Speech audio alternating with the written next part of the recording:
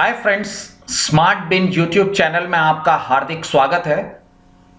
अब स्मार्ट बिन में कुछ परिवर्तन हो रहा है और यह परिवर्तन है कि स्मार्ट बिन हो रहा है माई होप इंस्टीट्यूट।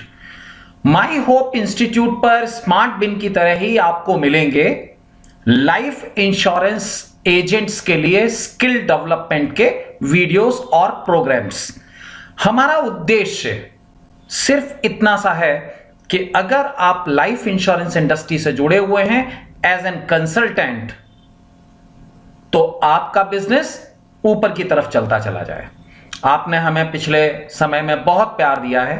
मैं चाहूंगा कि वही प्यार आपका अब भी हमारे साथ बना रहे और आप जुड़े रहें माई होप इंस्टीट्यूट के साथ। आपका स्वागत है यहां पे। अब हम माई होप इंस्टीट्यूट के नाम से ही आपसे मुखातिब होंगे, आपसे मिलेंगे।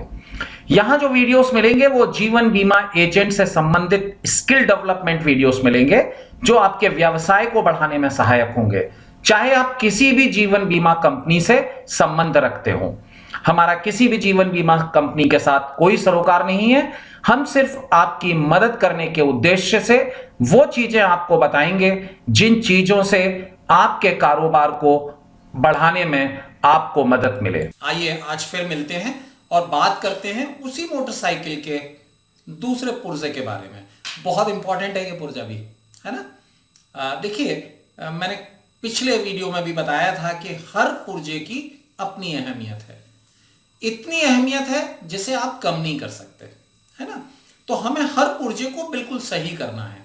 सही करना है इन द सेंस थोड़ा सा टाइट या थोड़ा सा लूज, उतना करना है जितना जस्ट राइट हो और हमारी गाड़ी बेस्ट परफॉर्मेंस दे। तो आज जो दूसरा पुर्जा जिसके बारे में हम बात करने जा रहे हैं, चलिए शुरू करते हैं उसके बारे में। हम जब भी कभी प्रेजेंटेशन के लिए जाते हैं ना, तो हम बीमा सलाहकार साथी उसके सामने बैठते हैं। उसका नाम हमें पता ही होता है, लिहाजा हम उसका नाम लिख लेते हैं और थोड़ा सा जानकारी ले लेते हैं उससे, है ना, कि आपका नाम क्या है, आपकी एज क्या है, आप करते क्या हैं। और इस छोटी सी जानकारी के भरोसे ही हम उसे एक प्लान सजेस्ट कर देते हैं। जरा गौर करके देखिए,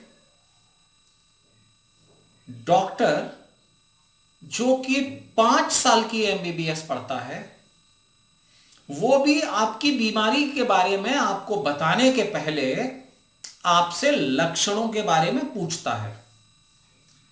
फिर भी अगर उसे कहीं डाउट होता है तो वो आपको पैथोलॉजी टेस्ट कराता है। उन रिपोर्ट्स को देख के अपने डाउट को कंफर्म करता है, तब आपसे कहता है कि आपको यह बीमारी है और आप इसके लिए यह दवा ले लीजिए।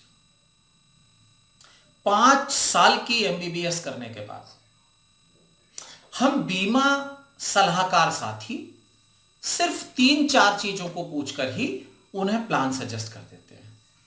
तो आप सोचिए कि अगर आप अगली बार तबीयत खराब होने पे किसी डॉक्टर के पास जाएं और वो डॉक्टर आपकी तरफ देखे और आपको दवा लिख के दे दे बिना कुछ पूछे, बिना जांच कराए, आप लेंगे क्या उस दवा को?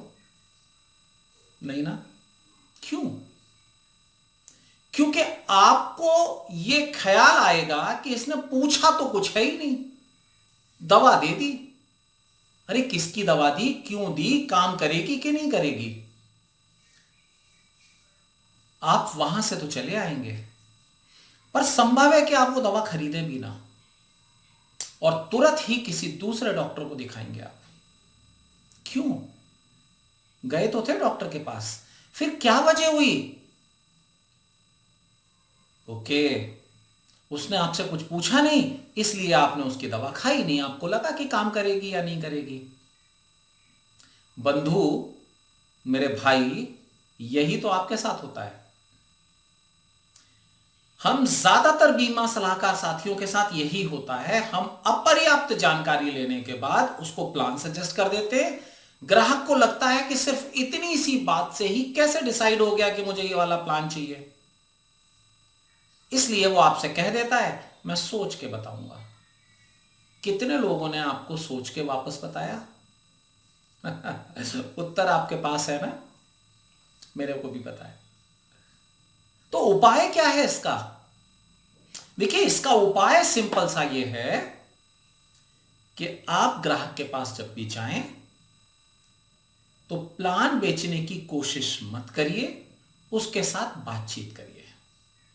हमेशा जब आप बातचीत करें तो इस बात का ध्यान रखिए कि आप उससे ओपन एंडेड क्वेश्चंस पूछें।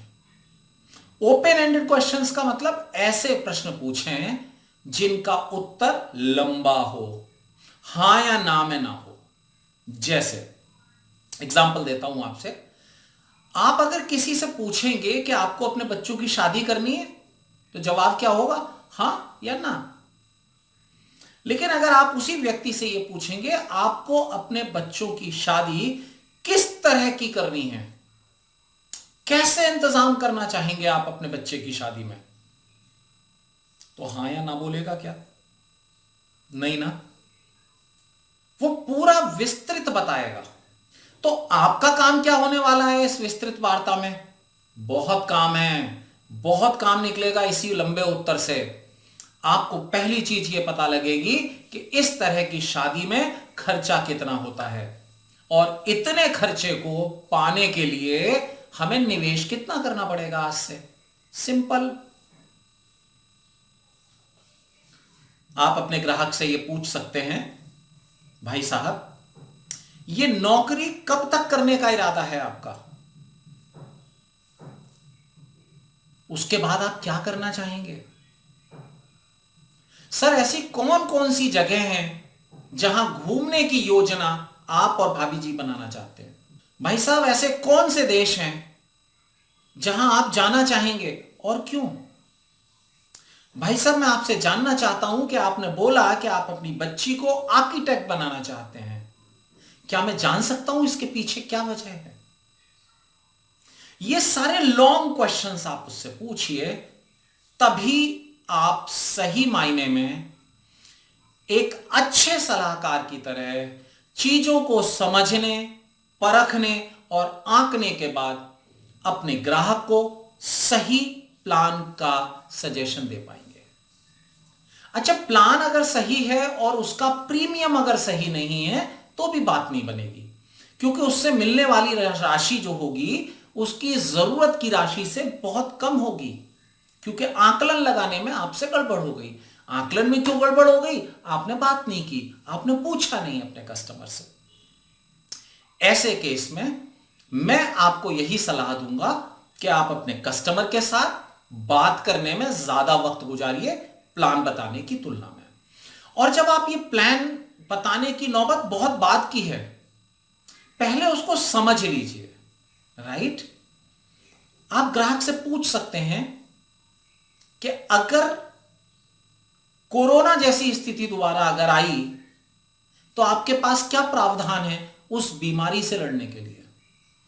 आप अपने ग्राहक से पूछ सकते हैं कि समाज की सेवा करने में आपको क्या कोई अड़चन है या क्या है जो आपको रोकता है समाज की सेवा करने से।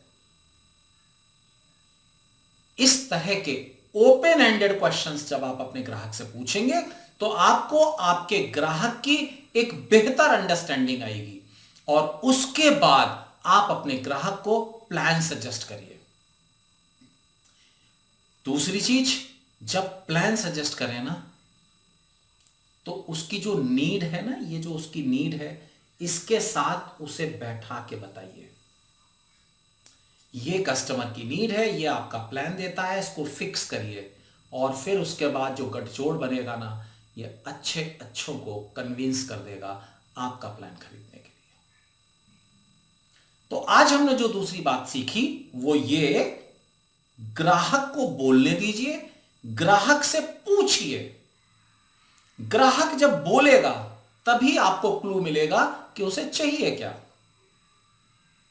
यह हक ग्राहक का है, उसी को पूरा करने दीजिए। आप यह जिम्मेदारी अपने ऊपर मत लें कि मैं बताऊंगा वो आपको चाहिए। नहीं, ग्राहक को बोलने दें, उससे बुलवाएं ताकि आपको यह पता लग सके कि आपके ग्राहक को क्या चाहिए। आशा करता हूं कि यह चीज आपको समझ आ गई होगी, लेकिन सिर्फ समझने से काम नहीं चलेगा। कल से ही इस चीज को अपने जीवन में उतारना शुरू करिए। हो सकता है आपको अड़चन लगे, हो सकता है आपको दिक्कत हो, तो मत पूछिए 10 सवाल उससे पहली बार में। एक सवाल पूछिए, अगली बार में 2 सवाल पूछिए, तीसरे ग्राहक से 3, चौथे ग्राहक से 4, और इस तरह से इस क्रम को बढ़ाइए कि ना आपको अड़चन हो और आप अपने ग्राहक को सहज भी महसूस करा सकें।